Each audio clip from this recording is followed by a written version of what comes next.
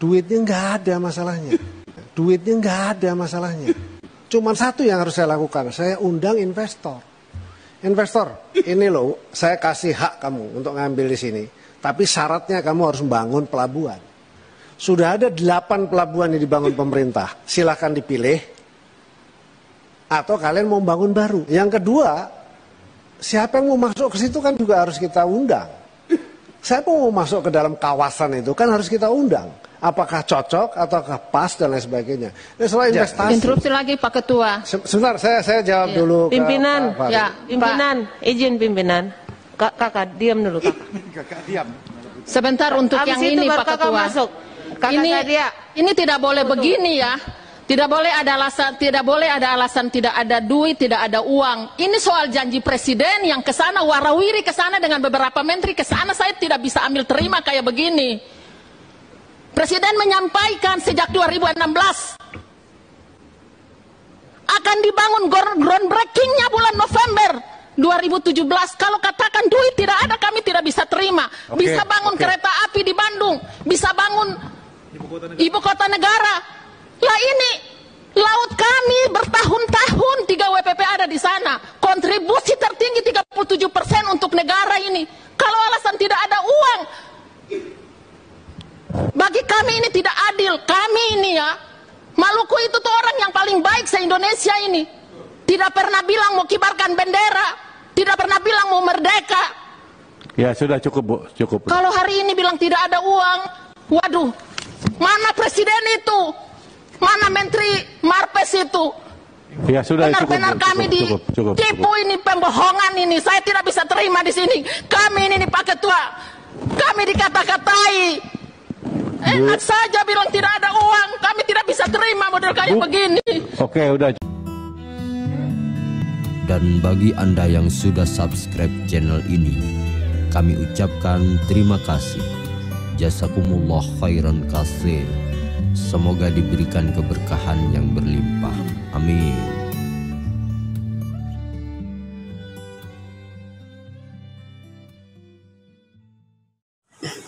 Mantap.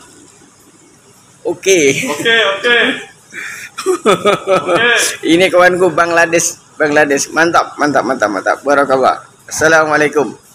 Bismillahirrahmanirrahim. Assalamualaikum warahmatullahi wabarakatuh. Perkenalkan, nama saya Rihan, agen Madu Ruqyah GN13 dari Kota Bekasi. Alhamdulillah saudaraku, berkah wasilah Madu Ruqyah GN13 ini banyak dari para customer kami maupun saudara-saudara kami yang jauh lebih baik kesehatannya, baik sehat jasmani maupun sehat rohani. Dan alhamdulillah bisnis Madu Ruqyah ini insya Allah semakin hari semakin berkembang, baik di dalam negeri maupun di mancanegara. Untuk itu saudaraku, bagi Anda yang ingin bergabung menjadi agen maupun order madu, bisa hubungi kami di nomor 087884954873. Sekali lagi 087884954873. Baik saudaraku, semoga bermanfaat dan salam sehat jasmani dan rohani bersama kita bisa. Assalamualaikum warahmatullahi wabarakatuh. Assalamualaikum warahmatullahi wabarakatuh. Alhamdulillah. Ya Allah, alhamdulillah. Ya Allah, alhamdulillah. Bersyukur senantiasa kepada Allah. Semoga dengan syukur, serumit apa, seruat apa, seabsurd apa ya masalah kita, hidup kita, sosial kita, ekonomi kita, budaya kita, agama kita, hukum kita, semuanya bagi siapa yang senantiasa bersyukur, mudah-mudahan ada harapan ya, ada harapan dan ada maunah dari Allah Subhanahu wa taala. Amin. Allahumma sholli ala sayyidina Muhammad, Allahumma sholli ala sayyidina Muhammad, Allahumma sholli ala sayyidina Muhammad. Senantiasa bersolawat kepada Nabi Muhammad sallallahu alaihi wasallam di tengah hiruk pikuknya ketidakpastian. Mudah-mudahan Anda senantiasa dilindungi dan dijaga oleh Allah. Amin ya rabbal alamin. Teman-teman, saya berduka cita lah intinya ya. Kalau saya ringkas, ya tidak bosan-bosan kita terus bersuara, memupuk, apa istilahnya, mencari perhatian Allah, mencuri perhatian Allah, mencari ridhonya Allah, bersuara terus di tengah-tengah ketidakpastian hukum, ketidakpastian ekonomi, ketidakpastian masa depan, di tengah-tengah kecurangan, kedzaliman, kemunafikan, ketidakadilan. Jadi sama-sama kita tahu buzzer dibayar ratusan juta, ya, dukun dibayar ratusan juta, pawang hujan dibayar ratusan juta. Sementara ada rakyat yang tega nggorok anaknya, tega gantung diri mengakhiri hidupnya, ya, karena himpitan ekonomi, karena nggak kuat nahan beban hidup, beban batin, beban pikir. Sementara ada rakyat yang ngantri minyak sampai mati. Sementara ada rakyat yang tanahnya digusur, tanahnya dirampas, dirampok, gitu. Apalagi ya, seperti itu. Sementara pejabatnya, rekeningnya tambah gemuk, asetnya tambah gemuk, perutnya tambah tambun. Nah, rakyatnya menjerit, ya itulah kurang lebihnya seperti itu. Ya, kita berduka ya, mudah-mudahan suara ini menjadi hujah kelak di hadapan Allah ya. Semua pejuang kita doakan ya, ada Babe Aldo, ada nih sekarang yang sering ini tampil Bang Niko ya kayaknya ya, Niko Siahaan, Bang Refli Harun, sastrawan politik Ahmad Khazinuddin, dan yang lainnya yang tidak, Bang Egy Sujana, yang tidak bisa saya sebut ya satu persatu karena Bunda Mary ya, Lampung Mujahidah, Masya Allah ya, ARM-nya dan lain-lainnya lah, pejuang yang tanpa kenal lelah ya. Allahu Akbar, Allahu Akbar, Allahu Akbar. Oke saudaraku, ini saya nemu tulisan ya, tulisan ini sebenarnya sebagian besar sudah sering saya bahas di YouTube saya, tapi ini kayaknya menarik ini juga ya. Walaupun sudah sering saya bahas, tapi kayaknya tulisan ini tidak ada kadaluarsanya. Ya, ini pasti terus relevan ya kalau dibaca, digaungkan terus sampai kapanpun tulisan ini masih cocok, masih mengena dengan kondisinya sampai kapanpun. Sebarkan ya, viralkan ya, mudah-mudahan ini menjadi energi positif, menambah keseimbangan ya, sehingga keadilan cepat turun. Sekarang ini ya, kalau pejabat dikritik seperti Bang Haris Azhar sama siapa itu Mbak, lupa saya ya, pokoknya kalau ada pejabat mulai dikritik atau bahkan mulai terindikasi kecurangannya, koruptornya atau apanya, ketika didebat, ketika diajak berdebat, ya kan, dan ujung-ujungnya kalah gitu, ujung-ujungnya kalah data, kalah fakta. Apa yang terjadi? Ujung-ujungnya lapor polisi, pencemaran nama baik, dan langsung diproses jadi tersangka. Jadi memang klop sudah, ya klop.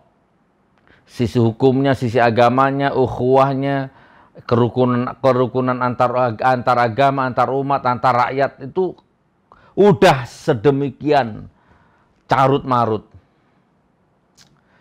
Ya, Bapak polisi apa ya? Ya saya nggak nyalahkan polisinya, memang apa ya? 90% itu satu frekuensi dengan penguasa yang tidak adil, itu satu frekuensi. Bapak polisinya ikut-ikutan sekarang itu, ikut-ikutan bicara radikal gitu. Tentaranya ikut-ikutan ngurusin agama, ngurusin mubalik. Tentara itu tugasnya perang, ya, menjaga kedaulatan NKRI. Tapi sekarang tentaranya ngurusi mubalik, ngurusi agama, bicara Tuhan.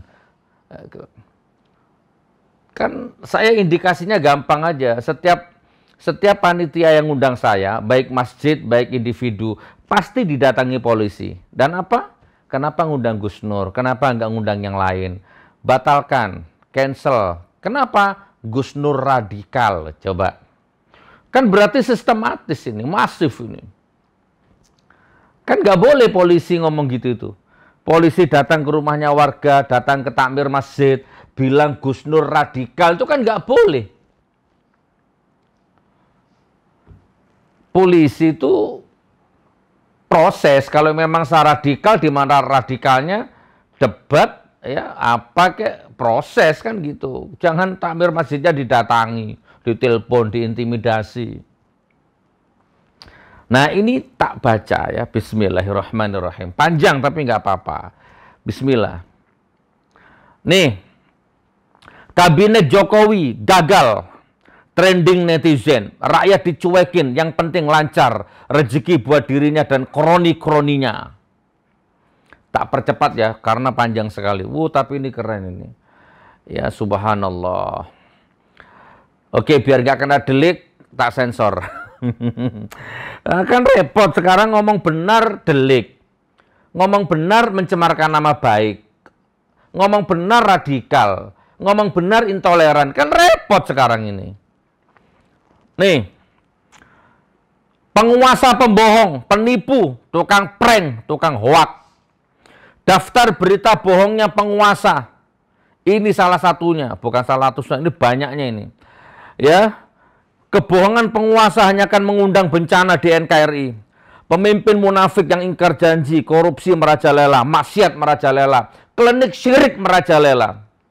Bencana di NKRI bertubi-tubi karena janji Allah. Pemimpin yang dolim mengundang bencana. Ini salah satunya. 11.000 triliun, hoak.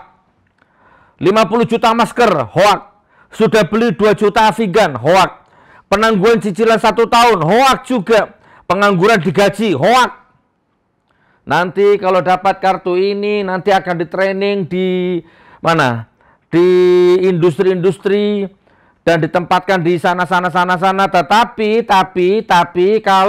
kalau belum dapat kerja, maka dengan kartu ini dapat gaji, dapat opo waktu itu bahasanya itu, hoak. Mobil SMK hoak. Ya, mobil SMK laku 6.000 unit hoak, stop utang luar negeri hoak, stok impor pangan hoak, persulit investasi asing hoak, buyback Indosat 10 juta lapangan pekerjaan, kabinet diisi profesional, tidak bagi-bagi jabatan, kabinet ramping, penguatan KPK, besarkan Pertamina dalam 5 tahun, cetak 3 juta lahan pertanian, buka bank tani, swasembada pangan, pertumbuhan ekonomi 8%, ekonomi meroket, dolar 10.000, tolak kenaikan BBM, tidak naik BBM, tidak naik TDL, tidak impor garam, tidak impor gula, listrik murah, minyak mentah turun, BBM ikut turun, dan banyak lagi, semuanya hoak. Semuanya prank. Kalau rakyat salah dikit, tangkap, hoak, menebar kebencian. Kalau penguasa 1000 kali hoak, nggak diproses. Kenapa? Karena satu frekuensi. Karena sudah dibeli, kan? Udah dibayar, sudah disogok. Udah KKN-nya udah masif. Jadi di medsos itu ada guyonan, saya nikahkan adik saya dengan saudara fulan dengan mas kawin 3 periode tunai. Jodoh di tangan Allah. Jodoh di tangan Tuhan. Tapi terlepas dari itu, menurut saya, ya, ada cacat moral di situ. Oke, nantilah kita bahas itu, bab khusus itu kayaknya itu. Anak saya tidak tertarik politik, hoak. Mana anak saya nggak tertarik politik? Apalagi 5 ciri pejabat radikal. Nah, jadi kan selama ini pejabat ini yang sibuk nuduh rakyatnya radikal. Ustadz Abdul Somad radikal, siapa itu? Ya, Gus Nur radikal. Nah ini, ada 5 ciri pejabat radikal. Sebenarnya ada 100 ya, jangan terlalu banyak kalau ngomong 100. Kita 5 saja lah. 5 ciri pejabat radikal. Kalau BNPT membuat 5 kriteria penceramah radikal, ada baiknya kita juga sampaikan kepada BNPT dan kepada penguasa bahwa yang radikal itu bukan penceramah. Penceramah mau ngomong apa saja tidak akan berdampak kepada masyarakat. Penceramah, tidak ada penceramah yang radikal. Penceramah mau ngomong apa saja, tidak akan ada rakyat yang sengsara. Saya ini mau ngomong apa saja, tidak akan ada rakyat yang terdampak. Ekonominya, kesejahteraannya, harapannya, listriknya, BPJS-nya, tanahnya, masa depannya. Nggak akan ada yang terdampak, apapun yang saya omongkan. Makanya nggak ada rakyat radikal, nggak ada ustadz radikal. Yang ada itu penguasa yang radikal. Karena setiap omongannya, kebijakannya, keputusannya, ada rakyat yang bertanggung, ada rakyat yang menanggung. Yang radikal itu pejabat, karena itulah radikal pejabat itu merugikan negara dan membebani rakyat. Dampak destruktif pejabat radikal itu menyengsarakan seluruh rakyat, minjam istilah yang dipopulerkan oleh Prof. Mahfud MD. Lantas apa saja ciri-ciri pejabat radikal? Setidaknya agar seimbang. Ya. Nih yang pertama. Nih, ciri-ciri pejabat radikal. Yang pertama. Suka bohong, suka ingkar, dan khianat. Kalau diringkas munafik. Pejabat yang memiliki sifat ini sangat berbahaya bagi rakyat. Sikap radikalnya dapat membahayakan rakyat. Misalnya, pejabat radikal itu menjanjikan mobil SMK, dipesan 6.000 unit, dan ada 11.000 triliun dalam kantongannya. Tidak ada import. Padahal seluruh kebutuhan rakyat nyaris import. Tidak mau copras-sapres, tapi faktanya nyapres. Tidak mungkin selanjutnya, tidak mau 3 periode. Ini namanya apa? Ciri pejabat yang radikal. Omongannya nggak sesuai. Dan ini menyengsarakan rakyat. Yang kedua, pejabat yang gemar melakukan korupsi politik dengan modus membuat kebijakan yang seolah-olah untuk rakyat, namun sebenarnya hanya untuk melayani kepentingan oligarki. Uang negara dikuras untuk membiayai proyek yang merupakan proyek terima kasih kepada oligarki. Ini ciri pejabat radikal yang kedua. Misalnya, maksa bikin bandara Kertajati di Subang, Jawa Barat, tapi akhirnya cuma jadi bengkel. Uang negara dihambur-hambur untuk proyek yang tidak lagi memberikan manfaat sesuai dengan peruntukannya. Proyek mangkrak di mana-mana gitu kan. Bikin kereta cepat Jakarta-Bandung, biaya 6 miliar US dollar, bengkak menjadi 8 miliar US dollar. Bukannya proyek dihentikan karena dikorupsi, malah bikin perpres baru, diberikan fasilitas dana talangan dari APBN, melakukan PMN dan lain-lain. Kebijakan radikal seperti ini, selain merugikan keuangan negara, jelas sangat menyengsarakan rakyat. Pada akhirnya rakyat juga yang disuruh tombok lewat pajak yang dipungut.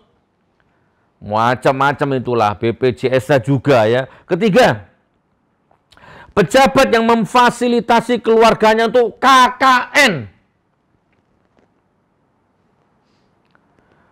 Denur, besok kalau habis jadi presiden, kamu macam-macam jadi lurah, tak potong lehermu. Ya, kalau sampai aku jadi presiden, kalau sampai ada anakku macam-macam jadi RT, tak potong kepalamu. Tak congkel matamu ya. Itu namanya KKN. Ya ayyuhallazina amanu la tattakhidhu aba'akum wa ikhwanakum awliya'a in istahabbul kufra 'alal iman. Tidak boleh KKN di dalam Al-Quran itu ya. Awalnya diberikan akses kekuasaan anak dan menantu jadi pejabat semua. Bah! Itu ciri pejabat yang radikal. Ya, besok kalau aku jadi presiden, ya, jadi jangan sampai anak-anakku tergelincir ya. Ikut-ikutan ikut politik, tak potong kakimu, tak potong tanganmu. Putus nasab antara anak dan bapak. Setelah itu dilindungi kasusnya. Sehingga laporan KKN tidak jalan, radikal sekali dan sangat-sangat menyengsarakan rakyat. Keempat, pejabat yang suka ngutang, jual aset kemana-mana, sombongnya bikin proyek mercusuar proyek ini dan proyek itu. Ternyata biayanya bukan hasil kerja tapi hasil ngutang dan mangkrak. Bukan emosi, Rek, cuman emosi. Sebagian lagi dari jual aset negara, sebagian lagi dari jual aset negara, dari jualan yang publik domain, dijual-jual kepada swasta sampai sejumlah proyek infrastruktur dan anggunannya adalah proyek atau aset negara lainnya. Kelima, pejabat yang sudah gagal tapi minta tunda pemilu dan 3 periode. Rakyat yang sudah muak lihat wajahnya. Pejabat radikal ini masih ingin terus tampil di TV.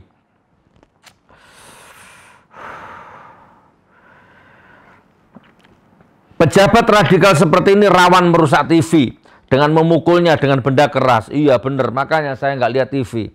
Takutnya muncul ini wajahnya pejabat ini mendadak, hancur TV-nya nanti. Iya. Sebab rakyat yang jengkel melihat mukanya bisa ngamuk dan melampiaskan kejengkelannya dengan membanting TV-nya. Sebenarnya masih banyak ciri pejabat radikal lainnya. Tapi karena ingin bersikap adil, meskipun sangat jengkel kepada pejabat radikal ini, cukuplah 5 saja ciri-ciri, sebagaimana BNPT juga ungkap 5 ciri-ciri penceramah radikal. Lucunya negeri ini, prestasi penguasa selama 8 tahun, bayar listrik tepat waktu, PLN terlilit utang. Saya nggak sebut nilai nominalnya ya, karena itu relatif. Nih, lucu ya negeri ini ya. Rakyat bayar listrik tepat waktu, PLN punya utang. Bayar BBM cash, Pertamina terlilit utang. Saya nggak pernah lihat ada rakyat beli bensin Pertamina Dek Pertamax ya di pom bensin terus ngutang tuh nggak, pasti cash. Tapi Pertamina terlilit utang, ya kan? Apalagi beli gas cash, PGN bangkrut, dijual ke Singapura. Naik kereta, bayar cash, PT KAI terlilit utang. Langganan air tepat waktu, PDAM bangkrut. Beli pupuk cash, Pusri bangkrut. Beli semen cash, PT Semen bangkrut. Ya, nanggung utang. Beli beras cash, petani tetap miskin. Beli ikan cash, nelayan tetap miskin. Beli bayar asuransi tepat waktu, asuransi Bumi Putra dan Jiwasraya bangkrut. Bayar tiket Garuda mahal-mahal, Garudanya bangkrut. Bayar pajak rajin, APBN jebol. Denda pajak juga dibayar, APBN defisit. Beli pulsa telepon cash, Telkom bangkrut. E-tol selalu diisi, BPJS terlilit utang. Bayar uang haji lunas, jemaahnya nggak berangkat. Bayar haji lunas, jamaah nggak berangkat. Bayar haji lunas, jamaah nggak berangkat. Bayar haji lunas, jamaah nggak berangkat. Nggak ngundang bencana bagaimana coba? Rakyat susah dan menderita saat pandemi, harta pejabatnya makin bertambah.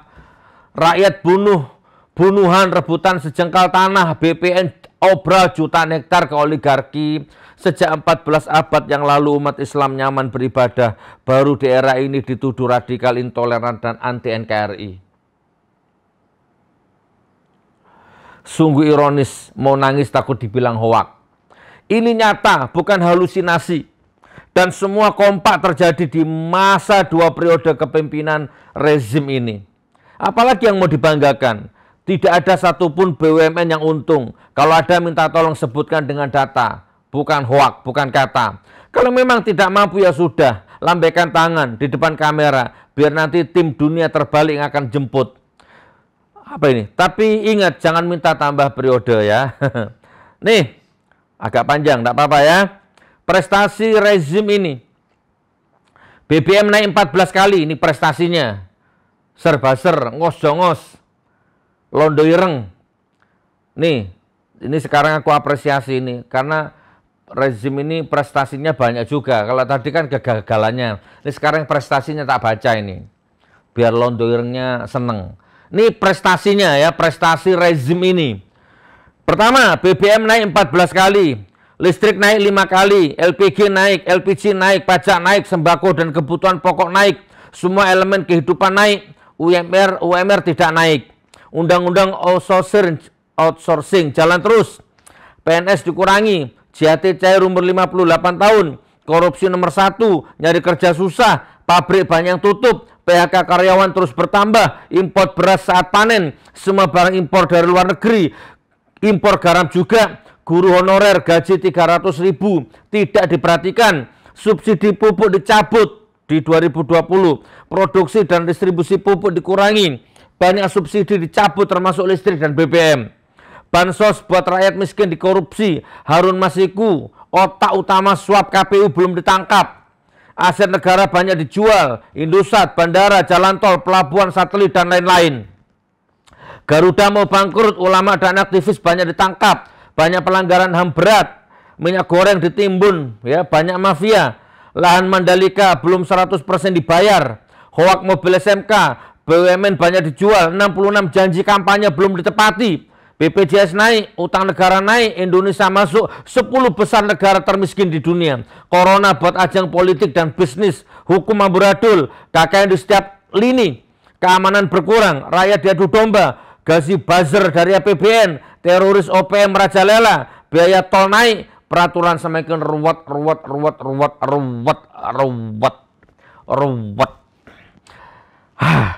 Wes teman ya. Jadi saya rakyat. Saya lahir di Indonesia, hari-hariku ditanam di Indonesia. Aku hirup udara Indonesia. Aku minum air yang dikandung oleh rahim ibu pertiwi Indonesia. Aku makan makanan dari hasil bumi pertiwi Indonesia. Belah dadaku pasti NKRI, belah dadaku pasti Islam, ya. Jadi tidak ada rumus rakyat intoleran radikal itu tidak ada.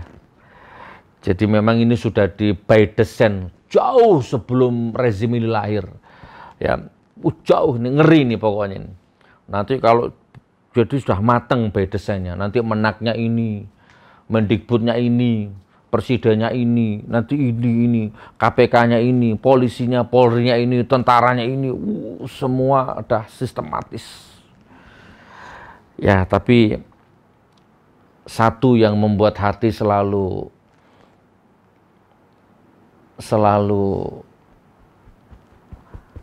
semangat ya untuk melanjutkan hidup dan perjuangan itu ada Allah, ada Rasulullah, ya, yang tidak akan pernah luput barang sesenti pun. Ada alam raya yang selalu merespon, merekam. Nah, itu yang selalu membuat kita sebagai orang beriman tidak boleh putus asa. Terus berjuang saudaraku, ini bumi ini milik Allah dan milik kita bersama. Terus lantangkan, suarakan kebenaran. Saya tutup ya. Wa qul ja'al haqqu wa zahaqal batilu innal batila kana zahuqa. Kalau kebenaran datang, kebenaran disuarakan, insya Allah yang batil akan hancur. Sebagaimana matahari terbit, maka yang gelap akan sirna. Assalamualaikum warahmatullahi wabarakatuh.